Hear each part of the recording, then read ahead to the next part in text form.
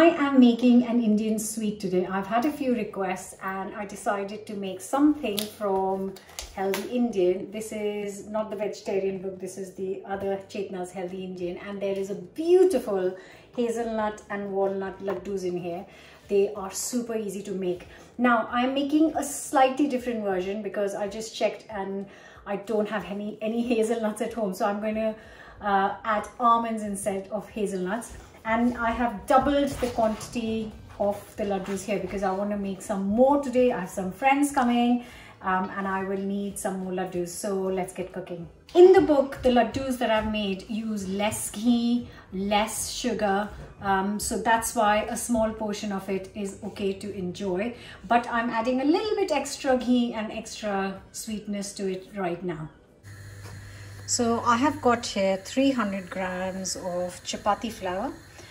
If you can't find chapati flour, then you can use half of whole wheat and whole grain and half of plain. And I'm just going to dry roast this on low heat till they start to change color and you can smell that it's roasted. And I have got here 100 grams of walnuts and 100 grams of almonds, and they're still warm. I've just dry roasted them in a pan and now I'm going to blitz it.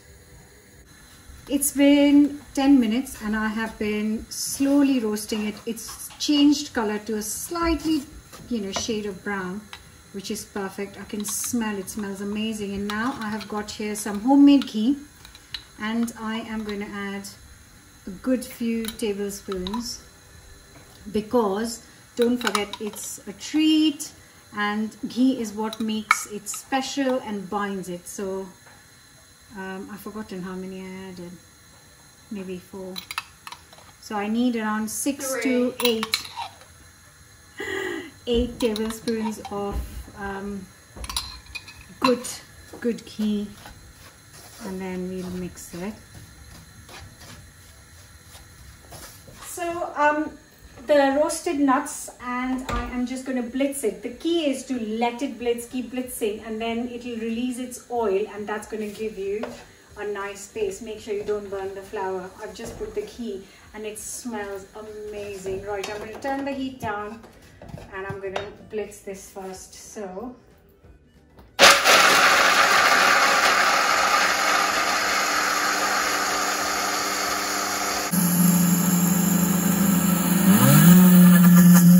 you can see that the mixture looks a bit moist, and that's where the oils have been coming out. And I'm going to add this to our flour, and goes in.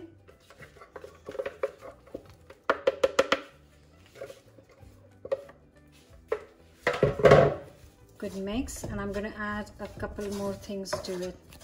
In goes a good teaspoon of ground cardamom and half a teaspoon of rose water. Then again I will mix it up. Now we can add some sugar.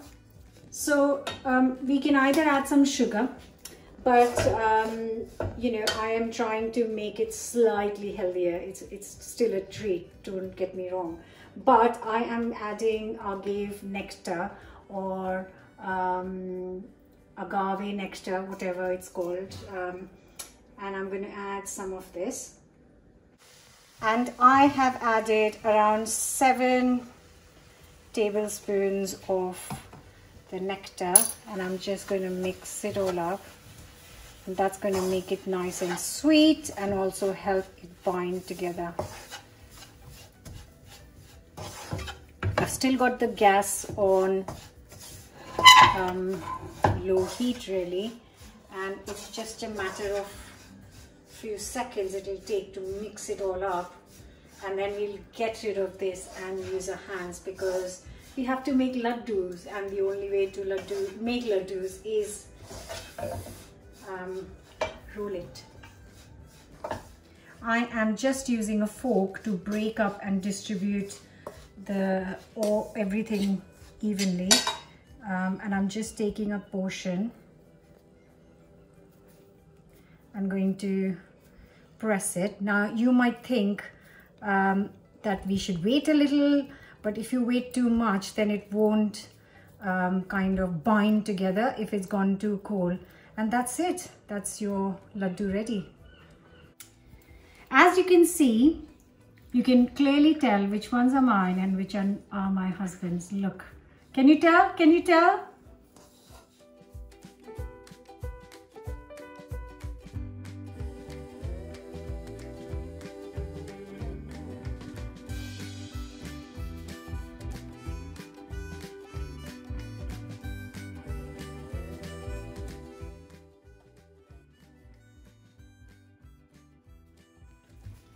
And here they are ready. You can add more ghee if you want it to be easier to bind. You can add more ghee. If you want it sweeter, you can add more sugar.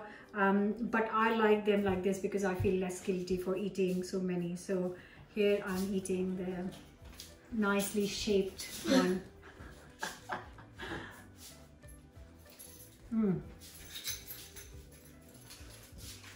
So much flavor in there. There's walnuts, almonds, rose, cardamom, and that ghee. Absolutely delicious. I do hope you're going to give this a go. Don't forget to subscribe. I'll see you very soon with another new recipe. Bye for now.